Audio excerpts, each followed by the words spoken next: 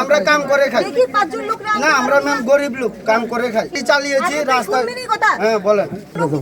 যে ডিএম এর সঙ্গে গিয়ে কথা বলতে পারবো, দম আছে তোমার? পাঁচজন লোক দিতে পারবা যারা তোমার এই ডিমান্ডটা গিয়ে ডিএম এর মুখের সামনে কইতে পারবে? এবার আমি একটা কথা বলি, আমাদের ঘরে তো বহুত মহিলা লোক আছে, আপনি তো মহিলা একজন, মহিলার দুঃখটা বুঝেন তো?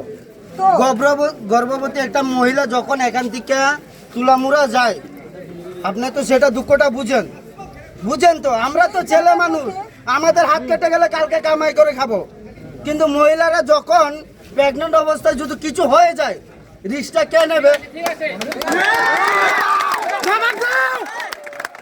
আপনি তো একজন মহিলা, আমার যেটা সত্যি আপনি উত্তর দিয়েছেন, আমিও একটা প্রশ্ন করলাম, এটার উত্তর দেন।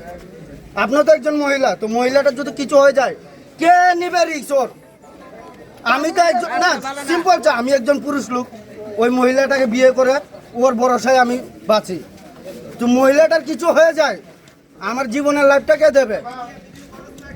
ওর তো যাবে, আমার লাইফটা কে দেবে? সরকার দেবে আমার লাইফটা? পয়সা দিয়ে দেবে? পয়সা দিয়ে একজনের লাইফ কিনা যায়? যাতে রাস্তা করা হয় এটার জন্য সমস্ত তো আচ্ছা 5 বছর পরে একটা রাস্তা রিপেয়ারিং করা হয়, রিপেয়ারিং করার ওটা সরকারের আইনের মতো আছে। আজকে 15 বছর ধরে এই রাস্তায় কোনো রিপেয়ারিং হয়েছে? রিপেয়ারিং এটা আমাকে আমনের আইনের কথা যখন বলেছেন, আমিও আমনের আইনের কথাই বলেছি। 5 বছর পরে একটা রাস্তা রিপেয়ারিং হয়। মারা গেছে জানেন, এই গাড়িটা এই রাস্তা লাগিয়ে গাড়ি চাকরা সিজার করে লাগছে, গোবরে ফেটে বিটে পাচ্ছে না, মারা গেছে। তো আজকে কি হয়েছে?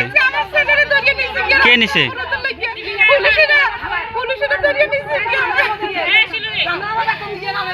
জায়গাটার নাম কি মাসি? দেখুন জায়গাটার নাম কি? জায়গাটার নাম কি? দুবতলি জায়গাটার নাম।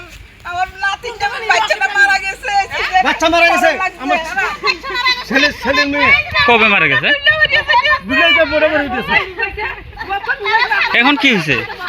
এখন কি?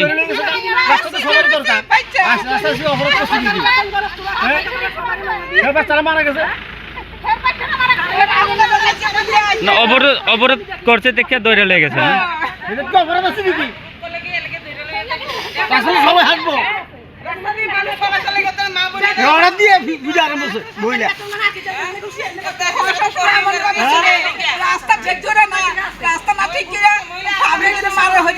কতজনকে নেওয়া হয়েছে?